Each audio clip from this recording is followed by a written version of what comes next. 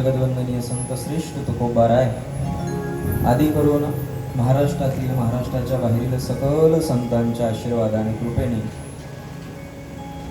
श्री भगवान श्री गणेशाच्या प्रभू श्री रामचंद्राच्या दत्तात्रयाच्या आदी करून अनेक देवी देवतांच्या असीम कृपेने होऊ घातलेला हा अखंड हरिनाम सप्ताह तथा 9 दिवसाची ही श्रीमद भागवत कथा, रामायण कथा, श्रीकृष्ण कथा, हरिकथा या पवित्र कथेचं आस्वादन आपण समस्त कोपरवासी विगत 4 दिवस अत्यंत आनंदामध्ये या कथेचा आनंद आपण लुटत आहोत. मायबापांनो, भगवान श्रीकृष्णाची कथा ही जड जीवाची तारण करणारी आहे. दुःखामध्ये व्याप्त असणाऱ्या जीवाला सुखाची प्राप्ती करून देण्याकरता भगवान श्रीकृष्णाची कथा श्रवण करावी. संसारामध्ये त्रस्त झालेला व्यक्ती या भगवान परमात्म्याच्या कथेमध्ये येऊन शांत होऊ शकतो. काल आपण सर्वांनी भगवान परमात्म्याचं चरित्र बघितलं. प्रेम कसं करावं हे आपल्याला मीराबाईंनी शिकवलं. वैराग्य कसं असावं हे जगद्गुरु तुकोबारायांनी आपल्याला शिकवलं. ज्ञान कसं असावं हे ज्ञानदेव महाराजांनी आपल्याला शिकवलं. त्या भगवान परमात्म्याला कसं प्राप्त करावं हे सकल संतांनी तुम्हाला आम्हाला सांगितलं. आणि अगदी तद्वत त्याच रस्त्यावरती चलून आपल्याला त्या भगवान परमात्म्याची प्राप्ती करायची. आणि ती प्राप्ती कशी होणार आहे तर मला वाटतं त्याची प्राप्ती या कलियुगामध्ये फक्त भगवान परमात्म्याच्या कथेमध्ये आहे, भगवान परमात्म्याच्या नामसंकीर्तनामध्ये आहे. कशा करता करावं गड्या भगवान परमात्म्याचं नामसंकीर्तन? कशा करता ऐकावी कथा? मी काल सांगून गेलो बघा तुम्हाला. किती वेळा ऐकायची कथा? सदा सेव्या, सदा सेव्या, निरंतर, नित्य. अगदी रोज आमचे गुरुजी आम्हाला सांगायचे बघा, एखाद्या व्यक्तीला जर कथा ऐकण्याकरता वेळ नसेल ना तर त्याने 7 दिवसातून कमीत कमी शेवटच्या दिवशी तरी कथा ऐकावी. त्याला पूर्ण पुण्य प्राप्त होत नाही असं म्हणतात की त्याला पूर्ण पुण्य प्राप्त होतं 7 दिवसाचं. त्याला 7 दिवसाचं पुण्य प्राप्त होत नसतं, आहे की नाही? पोट भरून केलेलं जेवण आणि केलेला नाश्ता यामध्ये फरकच आहे. पण तरी काही का प्रमाणात होईना त्याच्या पदरामध्ये पुण्य पडत असतं. तुम्हाला नसेल करता येत श्रवण कथा, वेळ नसेल तर घरामध्ये बसल्याच्या नंतर श्रीमद भागवत ग्रंथ तुमच्या समोर ठेवा, ज्ञानेश्वरी गाथा तुमच्या समोर ठेवा आणि त्या गाथेतला एखादा अभंग वाचा, ज्ञानेश्वरीतली एखादी ओवी वाचा, भागवतातला एखादा श्लोक वाचा. एवढंही तुमच्याकडून कदाचित करणं होत नसेल ना तर श्लोकार्धम श्लोक पादम वा, संतांनी अजून सोपा मार्ग तुम्हाला करून ठेवला. पूर्ण श्लोक वाचता येत नसेल, वेळ नसेल, अर्धा श्लोक वाचा, 1 पाद त्या श्लोकाचा वाचा. परत तो श्लोकही वाचता येत नसेल, अर्धाही श्लोक वाचण्याचा वेळ आमच्याकडे नाहीये महाराज. आम्हाला सकाळी उठल्यानंतर आंघोळ केलं, काहीतरी खाल्लं की लगेच कामावरती जावं लागतं. आमच्यापाशी तेवढाही वेळ नाही. मग एक काम करा, काय? तद्दर्शनात मुक्ती. फक्त त्या ग्रंथाचं दर्शन घ्या. दर्शन मात्रेन तत्फुल्यम तत्फल्यम. फक्त दर्शन जरी केलं तरी सुद्धा भागवत कथा श्रवण करण्याचं पुण्य आपल्या पदरामध्ये पडतं. पण खरंच आपल्याला वेळ नसला तर, आहे की नाही? नाहीतर मनी नाही भाव म्हणे देवा मला, देव आशा न पावायचा, देव असा तसा पावत नाही माहिती. खरंच तुमच्याजवळ वेळ नाही, खरंच तुम्हाला गडबड आहे, काहीतरी व्याधी आहे, घरामध्ये काहीतरी टेन्शन आहे आणि म्हणून तुम्ही या ठिकाणी येऊ शकत नसाल तर मात्र ते पुण्य तुमच्या पदरामध्ये पडतं. घरामध्ये बसून, AC मध्ये बसून, घराची खिडकी उघडी ठेवून जर तुम्ही असा विचार करत असाल की आपण कथा श्रवण करू, मोबाईलवरती आपण कथा श्रवण करू, TV वरती आपण कथा श्रवण करू, तर त्यामध्ये पुण्य नाही असं मी म्हणणार नाही. जेवढं पुण्य या धर्ममंडपामध्ये आहे तेवढं पुण्य तिथं नाही. का बरं महाराज? TV वरती सुद्धा आम्ही तीच कथा श्रवण करतो आणि इथं आल्याच्या नंतर आम्हाला तीच कथा ऐकायला मिळते. काही डिफरन्स आहे का त्यामध्ये? काही वेगळेपणा आम्हाला जाणवत नाही. इथं आल्याच्या नंतर तुम्ही तेच सांगणार आहात, नाही रेकॉर्ड केल्याच्या नंतर घरी जाऊन आम्ही श्रवण केली तर आम्हाला तीच ऐकायला मिळणार आहे. वेगळं काय होणार आहे का? यायचा जरी जमाना झाला तरी कथा बदलत नाही, रूप पाहता लोचनेच घ्यावं लागतं कीर्तन सुरू करताना. रामकृष्ण हरीच म्हणावं लागतं, आहे की नाही? का अभंग बदलला, आहे की नाही? अभंग बदलत नाही, कथा बदलत नाही, कथा तीच आहे. धर्म मंडपामध्ये आणि घरून बसल्याचे काय त्या ठिकाणी फायदा तोटा आहे, तर त्या ठिकाणी शास्त्र सांगतं, धर्म मंडपामध्ये सकल संत सकल देवता प्रविष्ट होत असतात आणि ते आपल्याला बघत असतात की कोण माझी कथा किती प्रेमाने श्रवण करतोय. आणि त्याची का दृष्टी एकदा तुमच्या आमच्यावरती पडली की तुमचा आमचा उद्धार झाल्यापासून कोणी थांबवू शकत नाही. पण पहिल्यांदा त्याची दृष्टी आपल्यावरती पडली पाहिजे. आणि त्याची दृष्टी आपल्यावरती पडावी असं जर तुम्हाला वाटत असेल नाही, तर तुम्हाला धर्ममंडपामध्येच यावं लागेल. इथं येऊनच तुम्हाला कीर्तन करावं लागेल. कीर्तन म्हणजे भजन. उत्तर भारतामध्ये कीर्तन नाम भजन, भजनाला कीर्तन म्हणतात तिकडं. आम्ही सुरुवातीला म्हणायचो महाराज जी चलो कीर्तन केली, आम्हाला वाटायचे वृंदावन में कीर्तन कैसे हो रहा है. नंतर आम्हाला कळालं इकडं कीर्तनाला भजन, भजनाला कीर्तन म्हणतात, की नाही? पण मग ते कीर्तन कुणासारखं करायचं सांगू का तुम्हाला? सांगू, ऐकणार का? ते कीर्तन कुणासारखं करायचं? महाराज बोंबलू बोंबलू सांगितलं, तुमच्याकडे शब्द बोंबलू बोंबलू चालतोय की नाही? महाराजांनी बोंबलू बोंबलू सांगितलं की टाळ्या वाजवा, टाळ्या वाजवा, टाळ्या वाजवा, नंतर टाळी वाजवायची, आहे की नाही? महाराज पार मरायला आला आणि म्हटलं भजन म्हणा, भजन म्हणा, भजन म्हणा. शेवट भजन म्हणायचं, सुरुवातीपासून म्हणायचं नाही. तोंडानं देवाचं नाव घ्यायचं, हातानं टाळी वाजवायची. बोला ना, हातानं टाळी वाजवायची. कुशल नाही म्हणता तुम्ही. आता काय झालं, माझं शास्त्री झाल्यामुळे मला उलट बोलायची सवय लागली. असं नाही माहिती. भजन सुरू झाल्या झाल्या आपले हात आपोआप टाळी करता त्या ठिकाणी उठले पाहिजे. आपोआप आपल्या मुखातून भगवान परमात्म्याचं भजन निघलं पाहिजे. त्यावेळेला कळायचं की भगवान परमात्म्याची नजर आपल्यावरती आहे. सोपी सल्ला आहे. कसं ओळखायचं? त्या देवाने आपल्याकडे बघितलं. अनायासेन तत्सर्वम, अनायासेन जर भगवान परमात्म्याचं नाव तुमच्या मुखाला येत असेल तर समजायचं त्याची तुमच्यावरती कृपा आहे. अनायासेन घरून तुम्हाला कथे करता यावंसं वाटत असेल तर समजायचं त्याची तुमच्यावरती कृपा आहे. एखादा साधू महात्मा तुमच्या घरी येत असेल, समजायचं त्याची तुमच्यावरती कृपा आहे. दुसरे कामं सोडून तुम्हाला देवदेव करा वाटत असेल तर समजायचं त्याची तुमच्यावरती कृपा आहे. पण काहीच जमत नाही म्हणून देवदेव केला तर त्याची तुमच्यावरती कृपा नाही, बरं आहे की नाही? नाही तर करून करून भागले आणि देवपूजेला, ऐका तुमच्याकडे म्हणी, करून करून भागले आणि देवपूजेला माळ घालायची असली की आमच्या सोमनाथ दादा सारखी तरुण अवस्थेमध्ये घालायची. म्हातारपणात उगत चावत नाही म्हणून बाबा मला माळ घाला. कशाला माळ घाला? तिकडे ओढ्यानं मर तिकडे. आता काय फायदा आहे माळ घालून, हे की नाही? भजन सुद्धा त्या ठिकाणी तरुण अवस्थेमध्ये करण्याची गोष्ट आहे. बघा कधी करायचं भजन, तिकडचे साहित्यिक सांगतात बघा. भजन कर मस्त जवानी में. ऐकलंय का तुम्ही भजन? ऐकलंय?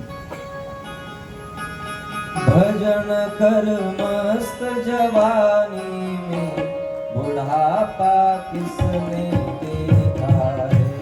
भजन कर मस्त जवानी में, बुढ़ापा किसने देखा है. बघा आपल्या कृष्ण कथेचा शेवटचा दिवस आहे बरं का. टाळी वाजवण्यामध्ये भजन करण्यामध्ये कोणी कुचरपणा करायचा. आज जर मला तुमच्यात कुचरपणा दिसला की आमच्या रंजन काकांना सरपंच साहेबांना 100 फोन केले तरी परत तुमच्या गावात येणार. टाळी वाजवायची जोरात. भजन कर मस्त जवानी में, बुढ़ापा किसने देखा है. भजन कर मस्त जवानी में, बुढ़ापा किसने देखा है. भजन कर मस्त जवानी में, बुढ़ापा किसने देखा है. भजन कर मस्त जवानी में, बुढ़ापा किसने देखा है. हाथ से अंधे हो जाओगे, दर्श तुम कर नहीं पाओगे.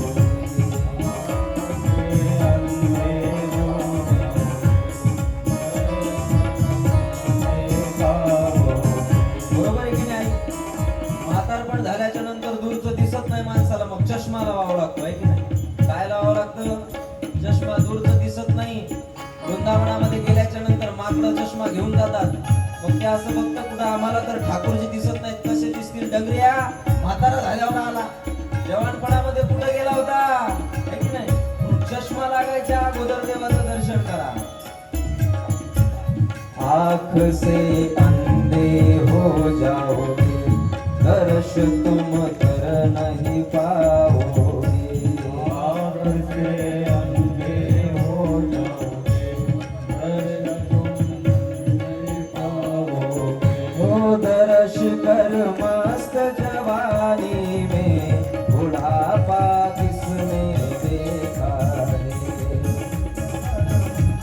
जवानी में बुढ़ापा किसने देखा. हो भजन कर मस्त जवानी में, बुढ़ापा किसने देखा है. भजन कर मस्त जवानी में बुढ़ापा किसने देखा. आहा.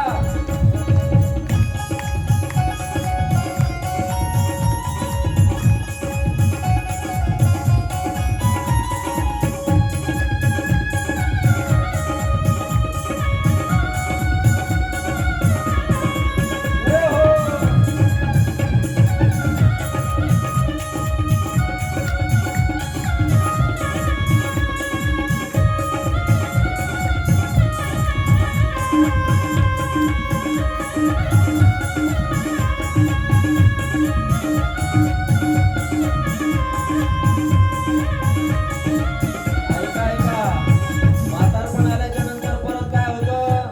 पैर से चल नहीं पाओगे, से चल नहीं पाओगे.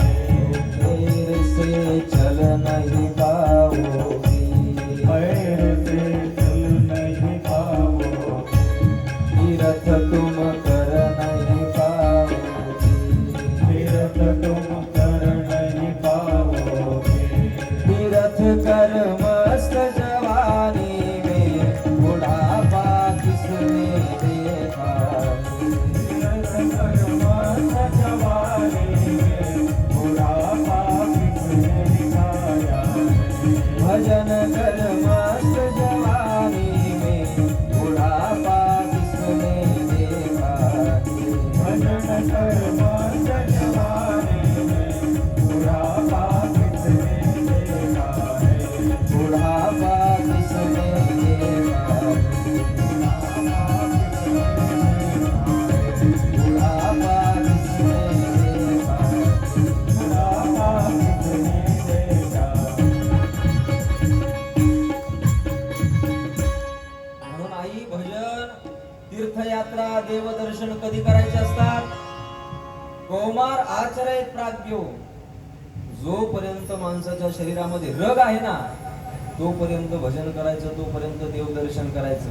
आता आजकालच्या मुलांना आपण विचारायचं, म्हटले का रे ते माळा वगैरे घाल ना, भजन वगैरे करत जा, मंदिरात वगैरे चलत जा. तर म्हणतो महाराज आमचं का वय आहे का? म्हटले तुझं वय कशाचं आहे बाळ्या? तुझं वय दारू पिण्याचं आहे, तुझं वय काही अनापशनाप खाण्याचं आहे, तुझं वय कुठं फिरायला जाण्याचं आहे. मला सांगा आई, बाबा तुम्हाला एक मी प्रश्न विचारतोय, कारण यांचं हृदय तर मातांचं आहे, पण आपलं पुरुषप्रधान हृदय. आपल्याला जर दोन मुलं असतील, एखादा काम करणारा असला आणि एखादा निकम्मा असला, तुम्हाला कोणता प्रिय आहे? बोला बोला ना. आहेत ना तुम्हाला? संन्यासी बाबा सारखे सगळे तुम्ही आहेत ना? बरं. कोणता आवडतो? काम करणारा आवडतो. निकम्मा आवडतो का? नाही आवडत. आई, आपलीच दोन्ही मुलं आहेत, आपणच त्यांना जन्म दिलेला आहे, आपणच त्यांना मोठं केलेलं आहे, पण तरी सुद्धा एका विशिष्ट वयामध्ये आल्याच्या नंतर काम करणारा मुलगा आपल्याला आवडतो. जो घरी पैसे आणून देतो तो मुलगा आपल्याला आवडतो. घरी आईला साडी आणून दिली की आईला आवडतं, बापाला कपडे घेऊन दिले की बापाला तो मुलगा आवडतो. जो मुलगा घरामध्ये कॉटवरती मोबाईल घेऊन किंवा टीव्हीचं रिमोट हातामध्ये घेऊन पडलेला असतो तो घरच्यांना आवडत नाही. अगदी तद्वत घरामध्ये ज्यांना काहीच जमत नाही असे म्हातारे कोपऱ्यामध्ये पडलेले असतात आणि ते भजन करतात, देव त्यांना थोडं साईडलाच करतो. काय करतो? तुझं वय झालेलं आहे, तुझी एक्सपायरी डेट झालेली आहे, तुझं मेडिसिन थोडं त्या बॉक्समध्ये टाक, राईट की नाही? तुझं मेडिसिन त्या बॉक्स मध्ये एखादा येडा आला तर मग तुला आपलं कसं तरी खपवायचं. ज्याला काहीच कळत नाही, मेडिसिन डेट झाल्याच्या नंतर ती मेडिसिन कुणाला देतात मेडिकल वाले, ज्याला तारीख कळत नाही त्याला. तसं तुझा नंबर लागला शेवटी तर ठीक आहे, नाही तर तोपर्यंत त्या बॉक्स मध्ये पडून राहा. मग देव कुणाला बघतो तर जो त्या ठिकाणी तारुण्य अवस्थेमध्ये आहे, भगवान परमात्म्याचं भजन शुद्ध वाणीने करू शकतो, त्याला देव जवळ करतो. नाही तर हाले किसना हाले किसना किसना किसना हाले हाले, देव म्हणते तू हाले, तो बापा हाले, तुम्ही दोघं संगच हाले. हे की नाही? हे शब्द माझे नाही बरं, माझे गुरुजी बोलायचे असे, म्हणून मी एवढ्या ताकदीनं बोलतो, नाही तर मी असं बोलत नाही. दोघं संगच हाले. म्हातारपणात काय राहिलं महाराज? म्हातारपणात भजन करायचं नसतंच, म्हणून भजन हे कधी करायचं तर त्या ठिकाणी तारुण्य अवस्थेमध्ये करायचं असतं. आहेत बऱ्यापैकी 10-5 लोक तरुण इथं सुद्धा, 10-5 लोक इथं सुद्धा तरुण, 10-5 लोक इथं सुद्धा तरुण. नाही कळालं वाटतं आहे की नाही? पण असो, यावेळेस नाही पण पुढच्या वेळेस तरुण मंडळी नक्की जास्त प्रमाणात येतील आहे की नाही? म्हणून आई, भजन आपण केलं पाहिजे. त्या भजनाने आपले त्या ठिकाणी चित्त शुद्ध होत असतं आणि चित्त शुद्ध झाल्याच्या नंतर तो भगवान परमात्मा आपल्याला मिळत असतो. खरं सांगू का आई तुम्हाला, कोण आहे हो त्याच्याशिवाय आपल्याला? कोणीच नाही त्याच्याशिवाय आपल्याला. ओ पालनहारे निर्गुण ओ न्यारे, तुम्हारे बिन हमरा कोनो नहीं. त्याच्याशिवाय आपल्याला कोणीच नाही. आपलं पालन पोषण भरण करणारा तो भगवान परमात्मा आहे, म्हणून त्याचं भजन त्या ठिकाणी तुम्ही करावं. पण जर कदाचित तो भगवान कृष्ण तुम्हाला जर भेटला ना, कृष्ण कृष्ण नामाचं उच्चारण तुम्ही त्या भगवान परमात्म्याच्या समोर जर केलं ना, तर तो कृष्ण तुम्हाला म्हणतो, हे शुक कृष्ण मावध मग राधा वध. कृष्ण कधी प्रसन्न होतो तुम्हाला? राधा नावाचं त्या ठिकाणी संकीर्तन केल्याच्या नंतर तो कृष्ण प्रसन्न होतो. आपल्या घरामध्ये अगदी तसंच आहे की नाही? राधेचं नाव घेतल्यावरच कृष्ण प्रसन्न होतो आहे की नाही? बरोबर आहे की नाही? आपल्या घरात पण तेच आहे, राधेचं नाव घेतलं तेव्हाच कृष्ण काहीतरी देणगी देतो. आधी इकडं पिन मारावी लागते की थोडं सांगा त्यांना जरा जास्त, यावेळेस पावती फाडायची. मग ते रात्री आपलं बसल्याच्या नंतर, अहो कवरा मोठा सप्ताह आहे आपल्या गावाला, तुमची कवरी पावती आहे 10,000. आवरी आवरी पावरी नसते, पावती नसती. मग जास्तला काय म्हणतात?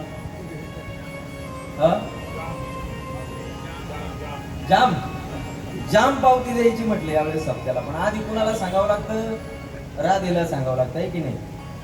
त्या ठिकाणी भगवान परमात्म्याला सुद्धा जरी तुम्हाला प्रसन्न करून घ्यायचं असेल तर आधी भगवान परमात्मा म्हणतो, माझं भजन नका करू, मग राधाराणीचं भजन करा. खरं सांगू का तुम्हाला, आम्ही तर स्वतः राधाराणीच्या पार्टीचे माणसं आहे. वृंदावनामध्ये तुम्ही आलात तर तुम्हाला कृष्णाला कोणी मानत नाही, तिथं विचारायचं का हो कृष्णाला तुम्ही मानता का? ते हे हम कृष्ण को नहीं मानते, कृष्ण तो हमारा दास है, कृष्ण हमारा दास है और हम राधा रानी के दास है. तो आप तो राधा रानी के दास है और आप बोल रहे कृष्ण हमारा दास है, तो फिर कृष्ण तो उस राधा रानी का पति है. राधा रानी कृष्ण से प्यार करती है, प्रेम करती है, और आप बोल रहे कि कृष्ण हमारा दास है. हाँ हमारा दास है, हमारी सेवा करता है वो का? कारण की तो माझ्या राधा राणीची सुद्धा सेवा करतो है की नाही? भगवान परमात्मा वृंदावनामध्ये माझ्या राधा राणीच्या पायातले काटे काढतो.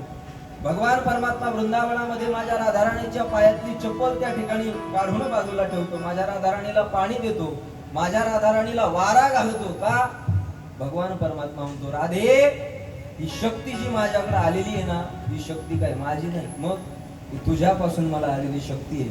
म्हणून राधा बिन कृष्ण आधा. जर भगवान परमात्म्याच्या जीवनामधून जर राधा राणीला मायनस केलं ना, बरोबर आहे की नाही? जसं आमच्या कथेमधून या मंडळींना मायनस केलं ना, की आमचा थोडासा हात तुटल्यासारखा होतोय की नाही, तसं अगदी तद्वत त्याही पक्षा श्रेष्ठत्वाने भगवान परमात्म्याच्या जीवनामधून जर राधा राणीला मायनस केलं ना, तर मला वाटतं भगवान परमात्मा शून्य आहे. असं मी नाही म्हणत, संत म्हणतात. राधा के बिना श्यामा धा धा राधा के बिना श्यामा धा के दो राधे श्याम जन्म जन्म से कौन उतारे एक राधा का नाम। राधा के बिना श्याम आधा के दो राधे श्याम जन्म जन्म से पार लगा दे एक राधा का नाम। बोलो राधे बोलो राधे बोलो राधे राधे राधे राधे राधे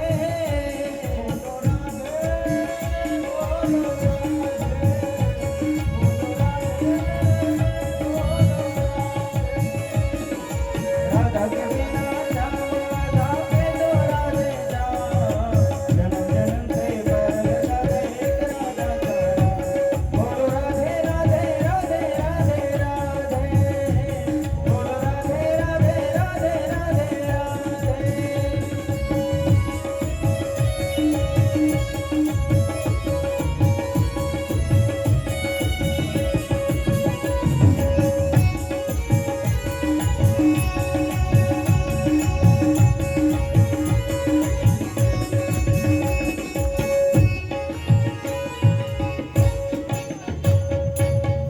राधा के बिन कृष्ण आधा म्हणून त्या ठिकाणी भगवान परमात्म्याची प्राप्ती करून घ्यायची असेल तर आधी तुम्हाला त्या राधा राणीच्या चरणावरती त्या ठिकाणी लीन व्हावं लागेल.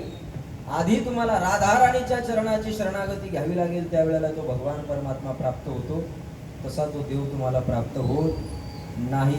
मग एवढं काय विशेषत्व आहे हो त्या राधा राणीचं?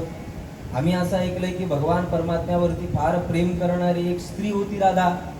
आम्ही असं ऐकलंय की कुठंतरी एका भांडेर वनामध्ये अनयाची ती राधा होती आणि तिचं लग्न माझ्या भगवान अनया सोबत झालं होतं, असं आम्ही कुठंतरी श्रवण केलंय. महाराज खरं आहे का ते? महाराज मुळीच खरं नाही. राधा राणी मुळात स्त्री नव्हतीच, तर राधा राणी साक्षात तत्व होतं. आणि एखाद्या तत्वासोबत जसं भगवान श्रीकृष्ण तत्व आहे, प्रभू श्री रामचंद्र तत्व आहे, महादेव तत्व आहे.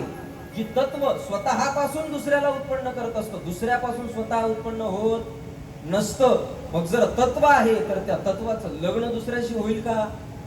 कळतंय ना माझी भाषा? कळतंय ना? थोडस अवघडही ऐकायचं बरं. आपल्याला आनंदही घ्यायचा आहे, पण थोडस किचकट सुद्धा ऐकण्याची सवय ठेवा. कारण की ह्या सुद्धा कथा तुम्हाला माहित असल्या पाहिजे, नाहीतर तुम्ही म्हणाल बाबा आला नाचवून गेला. एखाद्या तत्वाचं कुणासोबत लग्न होत नसतं. मग राधाराणी कोण आहे? तर साक्षात तत्व आहे. राधाराणीच्या पूर्वजन्मीची त्या ठिकाणी कथा सांगत असताना व्यास महर्षी सांगतात, ज्या वेळेला समुद्र मंथन झालं आणि समुद्र मंथन झाल्याच्या नंतर अमृत त्या ठिकाणी देवतांना मिळालं आणि देवतांना मिळालेलं अमृत राक्षस त्या ठिकाणी देवतांजवळ घेऊन त्या ठिकाणी निघून गेले. आणि निघून गेल्याच्या नंतर त्यांच्यामध्ये वाद व्हायला सुरुवात झाली की अमृत नेमकं पिणार कोण? नाही, अमृत पिल्याच्या नंतर कुणाला मारण्याची ताकद नाही, तो अमर होऊन जातो, त्याला मरता येत नाही. हे अमृत राक्षसांनाच मिळावं. राक्षसामध्ये त्या ठिकाणी भांडणं व्हायला सुरुवात झाली की आधी मी पेल, आधी मी पेल, आधी मी पेल. देवता मंडळी मात्र एका कोपऱ्यामध्ये बसून बघत होती की आपल्या हातून आता कडे अमृत गेलेलं आहे आणि ज्या अर्थी अमृत आपल्या हातातून गेलं त्या अर्थी आपल्याला आता राक्षस सोडणार नाही. आता देवतांचं सगळं संपलं. सगळी देवता एका कोपऱ्यामध्ये बसून विचार करायला लागली. माझ्या नारायणाला त्या ठिकाणी मनामध्ये नारायणाला बोलवायला लागली, हे नारायण, आमचा तू सांभाळ कर, आम्हाला वाचव. अरे तू सृष्टी निर्माण केलीये, पण तू निर्माण केलेली सृष्टी लयाला जातीये का? कारण की हे अमृत जर त्या राक्षसांच्या मुखामध्ये गेलं ना तर नक्की ते राक्षस या पृथ्वीला संपवल्याशिवाय राहणार नाहीत. अरे ब्रह्मदेवाला वेद वाचायला ठेवतील, वरुण देवाला हवा घालायला ठेवतील, ठीक नाही, पाणी भरायला देवतांना ठेवतील, कालाला त्यांच्या पायाखाली बसवतील. एवढा प्रचंड आघात हे राक्षस आपल्यावरती करतील. देवा, अरे आम्हाला वाचव ना. देवाने विचार केला, आता जर यांना वाचवायचं असेल तर यांना मोहित केलं पाहिजे. काय केलं पाहिजे? म्हणून बघा तुम्ही, राक्षस मोहित होतात. राक्षस काय होतात? मोहित होतात. मोहित होणं म्हणजे कळतं ना तुम्हाला? आकर्षित होणं. आकर्षित होणं, दारूकडं आकर्षण होणं, दारूकडं आकर्षण होणं. जी गोष्ट करायची नाही त्या गोष्टीकडे आकर्षित होणं. कोण होतं आकर्षित त्या गोष्टीकडे? कोण होतं मोहित? बोला बोला ना. तुमच्या मधात येऊन बसू का? तुम्हाला ऐकायला येत नाही का माझं? तुम्हाला कोण होतं मोहित? हा, मी सांगत नाही तोपर्यंत मी पुढे जात नाही बरं. बोला. राक्षस. या गोष्टीकडे कोण मोहित होतात? राक्षस. म्हणून जे ह्या गोष्टी करतात ते समजून घ्यायचं. मी नाही म्हणत, तुमच्या मनातल्या मनात समजा तुम्ही. मी कशाला म्हणू? आधीच रंजन काका आमचे ते क्लिप काढतात आणि नंतर ऐकतात. परत त्यांनी मला विचारावं, महाराज आमच्या गावातलं कोण कोण राक्षस झाले? देवाने विचार केला की या राक्षसांना जर राक्षसांच्या हातून जर हे अमृत आपल्याला घ्यायचं असेल तर यांना काय करावं लागेल? मोहित करावं लागेल. आणि मोहित कसं करायचं? म्हणून भगवान परमात्म्याने एका स्त्रीचा अवतार घेतला, ज्या स्त्रीला नाव पडलं मोहिनी. आणि ती मोहिनी बनून त्या ठिकाणी त्या स्थलावरती आली, राक्षसांच्या समोर त्या ठिकाणी फिरायला लागली. आणि बघत असताना सगळी राक्षसांनी अमृताचा कलश फेकून दिला आणि त्या मोहिनी मातेच्या त्या ठिकाणी मागे धावायला लागली. मोहिनी माता पुढे धावत होती, सगळे राक्षस त्या ठिकाणी मागे धावत होते. मोहिनी माता समोर फार लांब त्या ठिकाणी धावत गेली. एवढ्यात सकल देवतांनी तो जागेवरती पडलेला अमृताचा कलश आपल्या हातामध्ये घेतला आणि सगळ्या देवतांनी आपापसामध्ये वाटून ते सगळं अमृत त्या ठिकाणी पिऊन घेतलं.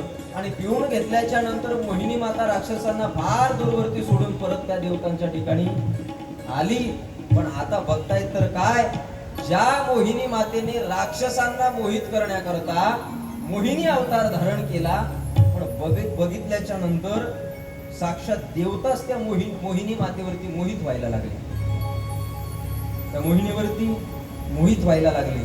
ब्रह्मदेव बघायला लागले, कदाचित ही मोहिनी माझी पत्नी असती तर. वायुदेवता बघायला लागला, ही मोहिनी माझी पत्नी असती तर. सकल देवता मनातल्या मनात विचार करायला लागले, ही मोहिनी जर माझी पत्नी असती ना तर किती भारी झालं असतं. माझ्या पत्नी सारखी सुंदर पत्नी मला बघायला मिळाली नसती. सगळ्यांच्या मनामध्ये विचार यायला लागला, व्याविचार त्यांच्या मनामध्ये आला. पण एक साईडला एका कोपऱ्यामध्ये सूर्यदेव त्या ठिकाणी बसलेले होते. सूर्यदेवांनी आपले डोळे लावले. डोळे लावल्याच्या नंतर डोळे उघडून त्या मोहिनी मातेकडे बघायला लागले. आणि बघितल्याच्या नंतर विचार केला, कदाचित ही मोहिनी माझी जर मुलगी असती ना तर किती चांगलं झालं असतं. मीला फार प्रेमाने लाडाने वाढवलं असतं. मला मुलगी जर झाली ना तर मला या मोहिनी सारखी मुलगी व्हावी.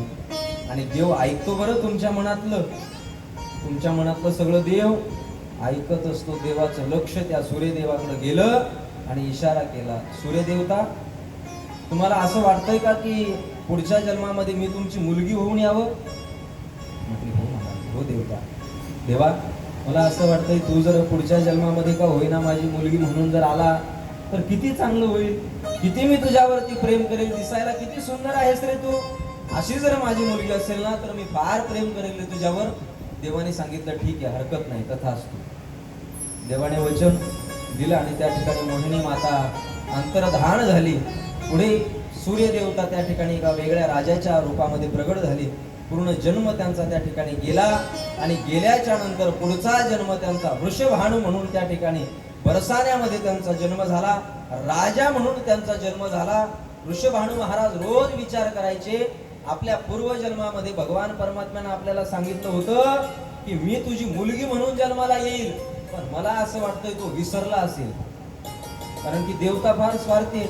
सुर नर मुनी सब की यह रीती स्वार्थ न लागे करे सब. तो देव फार स्वार्थी आहे म्हणे, स्वार्थासाठी काही करतो.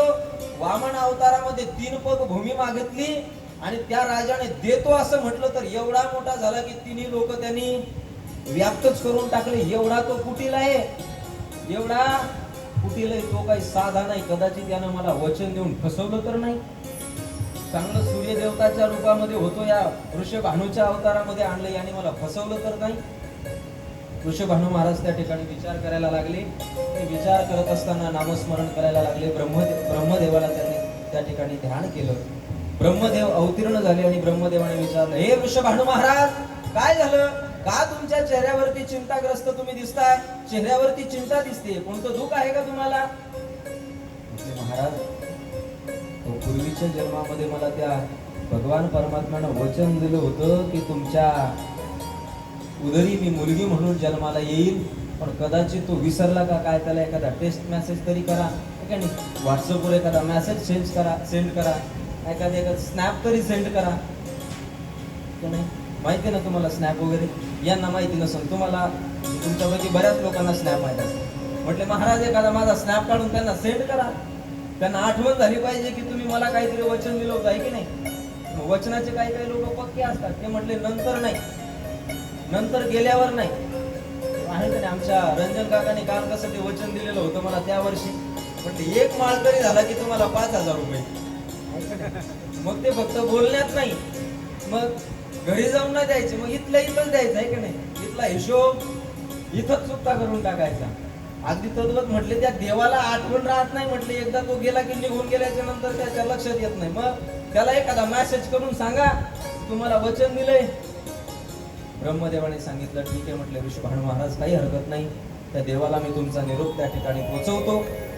भगवान परमात्म्याला ब्रह्माजीने त्या ठिकाणी निरोप दिला आणि निरोप दिल्याच्या नंतर सांगितलं देवा, हे देवा, अरे त्या सूर्याला तू वचन दिलं होतं, ऋषभानूचा अवतार घेऊन पृथ्वीवरती अवतीर्ण झालेला आहे, तू लवकर त्याच्या उदरामध्ये मुलगी रूपाने जा, कारण का तो तुझ्यावरती फार प्रेम कर. तू जर लवकर गेला नाही ना तर त्याचा देहाचा त्याग केल्याशिवाय तो राहणार नाही.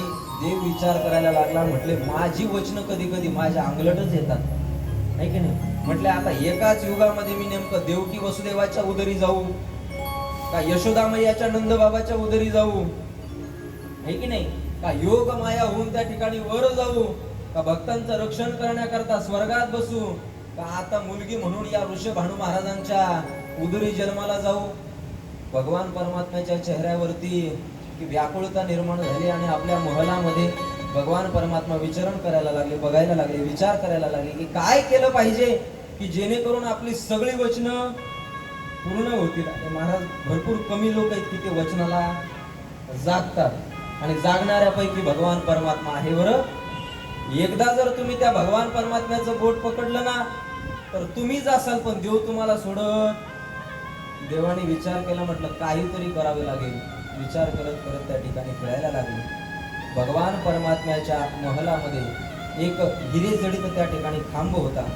त्या खांबच्या समोर भगवान परमात्मा गेले आणि गेल्या गेल्या बघितलं तर काय, तर भगवान परमात्म्याचं प्रतिबिंब त्या खांबामध्ये भगवान परमात्म्याला दिसायला लागलं. स्वतः मनातल्या मनात हसायला लागले, किती सुंदर दिसतो ना मी, ही सगळी लोक माझ्यावरती मोहित होतात, फार सुंदर दिसतो मी.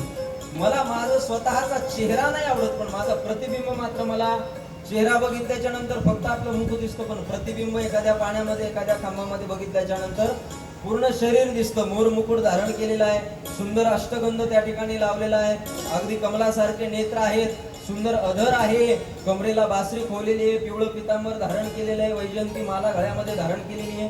सुंदर प्रतिबिंब भगवान परमात्माला दिसलं आणि भगवान परमात्मा सुकुमार मदना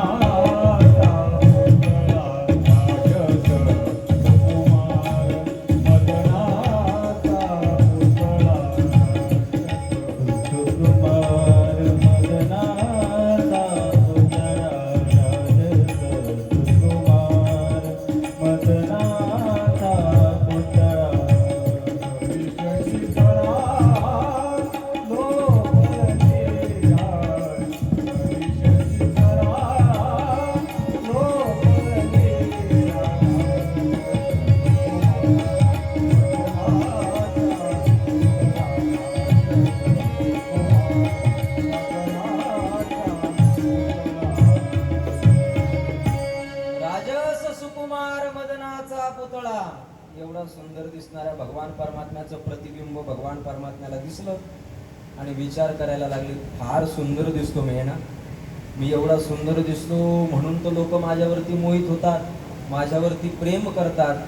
मग भगवान परमात्म्याने विचार केला, माझ्यापेक्षाही श्रेष्ठ जर काही असेल ना तर ते माझं प्रतिबिंब आहे. म्हणून विचार केला, भगवान परमात्म्याने ते प्रतिबिंब प्रस्थापित केलं, एका जागेवरती उभं केलं आणि विचार केला, आता वृषभानूच्या आणि कीर्ती मातेच्या गर्भामध्ये मी नाही जाणार, तर माझं प्रतिबिंब जाईल. प्रस्थापित केलं आणि भगवान परमात्मा जवळ गेला आणि जवळ गेल्याच्या नंतर त्या प्रतिबिंबाला त्या ठिकाणी सुंदर असं नटवायला लागलं.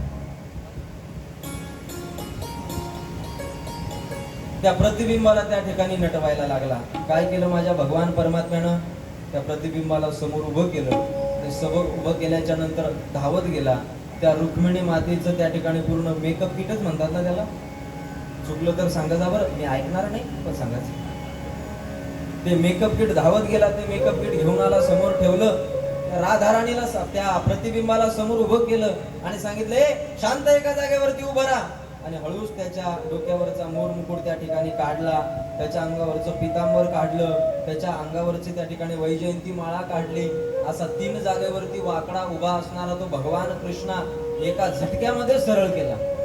एका झटक्यामध्ये सरळ केला. आणि सरळ केल्याच्या नंतर हळूहळू भगवान परमात्म्याने केस, त्या भगवान परमात्म्याच्या प्रतिबिंबाचे केस मोकळे सोडले. कुरुळे असणारे ते केस किती सुंदर दिसत असतील की नाही? सुंदर कुरुळे केस भगवान परमात्म्याने सोडले. मेकअप करायला लागला, आहे की नाही? काय काय करतात मेकअप मध्ये? फाउंडेशन लावायला लागला, मग नंतर फेअर अँड लवली लावायला लागला. आता तुम्ही दुसरं ब्रँड वापरत असाल, पण आजच्या दिवस फेअर अँड लवलीवर दाखवून घ्या. फेअर अँड लवली लावायला लागला, पॉन्ड्स लावायला लागला. सुंदर असं त्या ठिकाणी गालावरती लाली लावायला लागला, आधारावरती त्या ठिकाणी लाली लावायला लागला, मेकअप करायला लागला. त्या ठिकाणी कमरेवरती सुंदर असा तो चांदीचा, काय म्हणतात त्याला, आमच्याकडे तोडा म्हणतात, चांदीचा तोडा त्या कमरेवरती बांधायला लागला. सुंदर रुक्मिणी मातेचं सुंदर वस्त्र त्या प्रतिबिंबाला धारण करायला लागला. आणि एवढं सुंदर मनमोहक रूप त्या ठिकाणी प्रतिबिंबाचं झालं. आणि ते प्रतिबिंब जीवित झालं. आणि त्या प्रतिबिंबानं सांगितलं, महाराज अहो कशा करता मला जन्माला घातलंय, काय कार्य करायचंय? देवाने सांगितलं, म्हटलं एक काम कर. काय? तुला एकच काम करायचंय. मग आता पृथ्वीवरती जा, द्वापारामध्ये वृषभानु आणि कीर्ती माता आहेत, त्यांच्या उदरामध्ये तुला जायचंय, मुलगी म्हणून तुला जायचंय आणि त्यांना आनंदाची प्राप्ती करून द्यायची. ठीक आहे महाराज, हरकत नाही. ती त्या ठिकाणी स्त्री कीर्ती मातेच्या उदरामध्ये आली. वृषभानु महाराजांना त्या ठिकाणी फार आनंद झाला. आनंदामध्ये गदगद व्हायला लागले की ज्या मुलीची इच्छा मी केली होती ती मुलगी माझ्या उदरामध्ये आली. आज मी एका सुंदर मुलीचा बाप झालो. बघा तुम्ही, खरं सांगू का तुम्हाला, मी एक वाक्य जाता जाता सांगून जाईल. बघा वेळ आपल्यापाशी कमी आहे, पण तरी सुद्धा काळाची गरज आहे. बघा, प्रत्येक व्यक्तीला वाटत असतं की आपल्याला मुलगा पाहिजे. तर तुमच्या शहरामध्ये तरी एवढे नाही, पण आमच्या खेड्यामध्ये असा विचार करतात महाराज, एक वंशाला वाढवण्याकरता मुलगा पाहिजे, मुलगा झाला पाहिजे, एखादा झाला पाहिजे. कशा करता झालं पाहिजे की आपण म्हातारे झाल्याच्या नंतर त्याने आपल्या कंबरक्यामध्ये लाथा घातल्या पाहिजे, ठीक नाही? दारू पिऊन त्याने आपल्याला भर रस्त्यामध्ये शिव्या दिल्या पाहिजे, ठीक नाही? याच्या करता आपल्याला दिवा, काय वंशाचा दिवा पाहिजे. तो आता वंशाचे दिवे नाही, वंशाचे टेंबे यायला लागले. काय येतात? वंशाचे टेंबे यायला लागले की नाही? प्रत्येकाला वाटतं आपल्याला मुलगा पाहिजे, मुलगा पाहिजे. आई, मी सांगून जाईल बघा तुम्हाला, मुलगा असो किंवा मुलगी असो, त्याही पक्षा गड्या, मुलगा तरी तुम्हाला कुठंतरी दूर करेल, पण घरातली मुलगी तुम्हाला कधीच दूर करणार नाही. त्यानं तुम्ही शिव्या त्या मुलीला. बघा, एखाद्या घरामध्ये एखादा छोटासा मुलगा आणि मोठी मुलगी असली तर त्या घरातली माणसं त्या मुलाला, त्या मुलाने जरी चुकी केली त्या मुलीला मारतात. तूच काहीतरी केलं असेल, तुझ्यामुळेच आमच्या बाळाने काहीतरी केलं, तिलाच मारतात. का? कारण की हा मुलगा आहे, त्याला मारायचं नाही, आहे की नाही? मग तो मोठा मोठा होतो, आहे की नाही? मुलीने जर म्हटलं ना, पप्पा मला मोबाईल घ्यायचा आहे, मला मोबाईल घेऊन द्या ना. कशाला पाहिजे तुला मोबाईल? काय मोबाईल बेबाईलची गरज नाही. असं शाळेत जा, पप्पा मला छान ड्रेस, आत्ताच तर घेतला तुला ड्रेस, कशाला पाहिजे तुला ड्रेस? नवीन ड्रेसची गरज नाही. तसंच शाळेत जा, बाबा मला स्कूल बॅग पाहिजे, काय गरज नाही, भैयाची आहे ना ती वापर. तेच मुलांनी जर मागितलं तर, पप्पा मला ड्रेस पाहिजे, की लगेच जाणार तो ड्रेस घेऊन येणार. पप्पा मला मोबाईल पाहिजे, की बेटा कितीचा पाहिजे, लाखाचा पाहिजे की 1.5 लाखाचा पाहिजे, लगेच येणार, मोबाईल घेऊन देणार. कशा करता? ही पूर्वतयारी आहे का? आपण त्याच्यावरती प्रेम केलं म्हणजे म्हातारपणी त्याने आपल्याला मारलं पाहिजे, त्याने आपल्याला शिव्या दिली पाहिजे, आहे की नाही? रंबा घरात आले की यांना आपला खंबा घेऊन मारलं पाहिजे आपल्याला, आहे की नाही? बरोबर आहे की नाही? बघा, म्हणून काय पाहिजे माणसाला? मुलगा पाहिजे. मुलगी नकोशी वाटते. का नकोशी वाटते मुलगी? अहो, तुम्ही मुलीला किती जरी परेशान केलं तरी ती तुमच्यावरती प्रेम करते की नाही? तिला माहिती आहे की एक दिवस आपल्या आई बापाला सोडून आपल्याला जायचंय, तरी सुद्धा ती तुमच्यावरती एवढंच प्रेम करते. बघा, तुम्ही एखाद्या वेळेला पप्पाने मारलं ना, तरी ती मुलगी जाऊन त्या पप्पाच्या मांडीवरती बसते. पप्पा अहो जाऊ द्या, तुम्ही मला मारलं, मला राग नाही आला, तुम्ही माझे पप्पा आहे, माझं काहीतरी चुकलं असेल म्हणून तुम्ही मला मारलं, तेच कारण असू द्या बरं. पप्पा जरूर बदला लेंगे हम, है कि नहीं? जरूर बदला, आपको बुढ़ा होने दो फिर बताएंगे आपको, है की नाही? पण मुलगी नकोशी वाटते. खरं सांगू, ज्या घरामध्ये मुलगी आहे ना गड्या, ते घरच वृंदावन आहे. दुसरं तिसरं वृंदावन नाही. ज्या घरामध्ये मुलगी आहे ते घरच वृंदावन आहे. ज्या घरामध्ये मुलगी आहे तीच राधाराणी आहे. आणि ज्या घरामध्ये राधाराणी आहे ना, भगवान परमात्मा तिथं आल्याशिवाय राहत नाही बघा. म्हणून घरातल्या मुलीला आपण फार चांगल्यारीत्या सांभाळलं पाहिजे. वृषभानु महाराजांच्या डोळ्यातून आसवांच्या धारा व्हायला लागल्या. ज्या मुलीची अपेक्षा मी केली होती ती मुलगी माझ्या उदरामध्ये जन्माला आलेली आहे. फार आनंद त्यांना व्हायला लागला.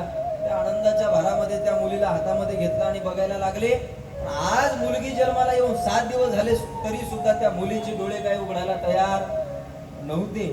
पण बघा, बाप मुलीसाठी थोडा हळवाच असतो, आहे की नाही? मुलाला जर लागलं तर बापाला काही वाटत नाही, पण मुलीला खरंच जरी आली तरी बापाच्या डोळ्यातून पाणी येतं. वृषभानु महाराज विचार करायला लागले, माझी मुलगी 7 दिवसाची झाली तरी सुद्धा अजून डोळे उघडायला तयार नाही. काय झालं असेल हिला? रडायला लागले. माझी कीर्ती माता वृषभानु महाराज जवळ बसायला लागले, रडायला लागले. मुलगी तर झाली पण काय पाप केलं असेल तिचे डोळे उघडायला तयार नाही. भगवान परमात्म्याचं परत स्मरण करायला लागले. आणि स्मरण केल्याच्या नंतर त्या ठिकाणी नारदजी आले, आहे की नाही? आणि नारदजी आल्याच्या नंतर नारदजी असे तसे येत नाहीत. मग नारदजी येताना असे उधम करतच येतात. कसे येतात? भजन करतच येतात. अगदी तसंच भजन आपल्याला करायचंय. जसं नारदांनी भजन केलं ते भजन आपल्याला करायचंय का? किमान त्या भजनाने तरी आपले पाप नष्ट होतील.